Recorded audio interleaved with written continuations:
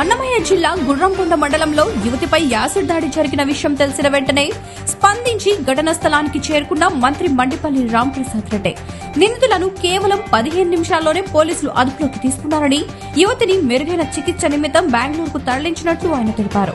ఆ కుటుంబానికి అన్ని విధాలుగా అండగా ఉంటామని, నిందితులను కఠినంగా శిక్షిస్తామని ఆయన తెలియజేశారు.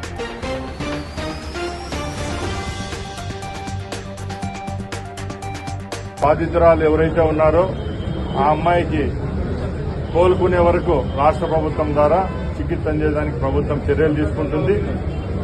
ముఖ్యంగా ఇలాంటి సంఘటనలో ఎవరైతే పాల్గొంటారో వాళ్ళ మీద కఠిన చర్యలు తీసుకునేదానికి మా పోలీస్ యంత్రాంగం కూడా సిద్దంగా ఉంది.